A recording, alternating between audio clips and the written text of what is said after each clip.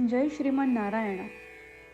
खालील दिलेले भाष्य हे श्री रामानुजदास श्रीमान गट्टू वेणुगोपाल स्वामी यांनी इंग्रजीत केलेला श्रीमद भगवद्गीतेचा मराठी भावार्थ आहे. अध्याय 11 विश्वरूप संदर्शन योग श्लोक 13. तत्रैकस्थं जगत्कृत्स्नं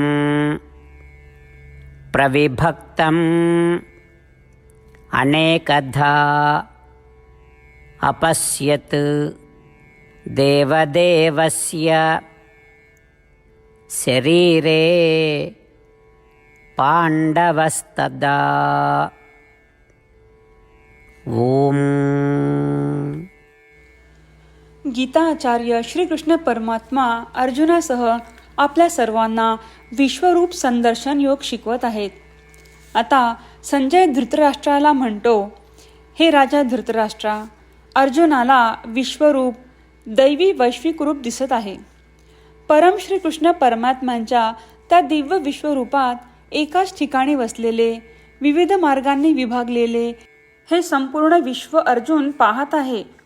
तसेच संजय धृतराष्ट्राला समजावून सांगत आहे की जेव्हा अर्जुन श्रीकृष्ण परमात्म्यांचे वैश्विक रूप पाहत आहे, तेव्हा अर्जुनाला हे संपूर्ण विश्व श्रीकृष्ण परमात्म्यांच्या दिव्य शरीराच्या एका कोपऱ्यातच दिसत आहे आणि आपण त्या जगाच्या एका कोपऱ्यात आहोत. आपण जे लहान आहोत त्यांना श्रीकृष्ण परमात्म्यांच्या कृपेने श्रीकृष्ण परमात्म्यांच्या वैश्विक रूपाबद्दल ऐकण्याची संधी मिळाली आहे. चला तर मग आपण सगळ्यांनी श्रीकृष्ण परमात्म्याप्रती कृतज्ञता व्यक्त करूया. श्रीकृष्ण परमात्मा किंवा श्रीमान नारायण यांना शरण जाऊन आपण आपले जीवन अर्थपूर्ण बनवण्याचा प्रयत्न करत असताना संजयचे शब्द जसेच्या तसे श्लोकाच्या रूपात पुन्हा सांगण्याचा प्रयत्न करूया. तत्रैकस्थं जगत्कृत्स्नं प्रविभक्तम् अनेकधा अपश्यद्देवदेवस्य शरीरे पाण्डवस्तदा. श्रीमद भगवद्गीतेचे संपूर्ण सार श्रीकृष्ण परमात्म्यांनी अध्याय 18 श्लोक 65 ते 70 मध्ये 8 गोष्टी करण्यासाठी दिल्या आहेत. श्रीकृष्ण म्हणतात, जे या 8 गोष्टींचे पालन करतात ते मला आवडतात. मी त्या भक्तांचे सर्व प्रकारे रक्षण करीन. श्रीकृष्ण परमात्म्यांनी सांगितलेली सर्व भगवद्गीता ऐकल्यानंतर अर्जुन म्हणतो, करिष्ये वचनम तव. अर्थात श्रीकृष्णा, तुम्ही सांगताल तसेच मी करीन. म्हणूनच श्रीकृष्णांनी अर्जुनाला सर्व प्रकारचे यश आणि विजय बहाल केले आहेत.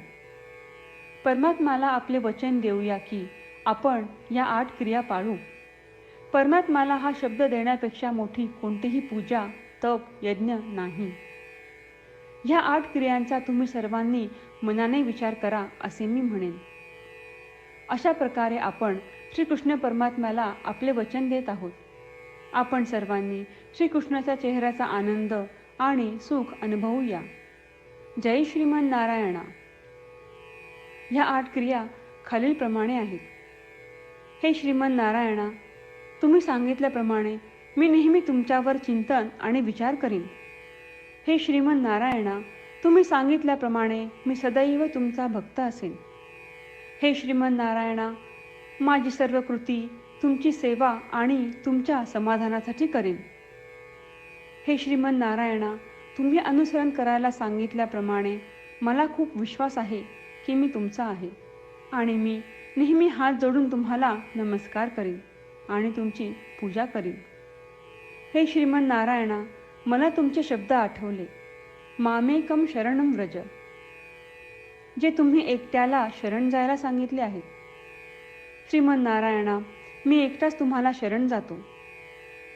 हे श्रीमन नारायणा, मला तुमचे मा शुचाह शब्द आठवले की तुम्ही आम्हाला दुःख न करण्याचे आश्वासन देत आहात. मी यापुढे शोक करणार नाही. हे श्रीमन नारायणा, तुम्ही आमच्यासाठी श्रीमद भगवद्गीता देऊन आम्हा सर्वांवर कृपा केली आहे आणि आशीर्वाद दिला आहे. मी दररोज किमान 1 श्लोक वाचण्याचे किंवा ऐकण्याचे वचन देतो. हे श्रीमन नारायणा, तुम्ही गीता सर्व मानवजातीपर्यंत पोहोचवलीस. मी गीतेतील तुमचे दैवी वचन त्या भक्तांपर्यंत पोहोचवण्याचा प्रयत्न करेन जे गीतेला अपरिचित आहेत. हे श्रीमन नारायणा, तुम्ही सांगताल तसेच मी करेन. तुमच्या इच्छेप्रमाणे वागेन आणि तुमच्यासाठीच काम करीन. श्रीमन नारायणाला आपण वचन देऊयात की दररोज त्यांनी सांगितल्याप्रमाणे आपण आचरण करू. हीच एक महान पूजा आहे.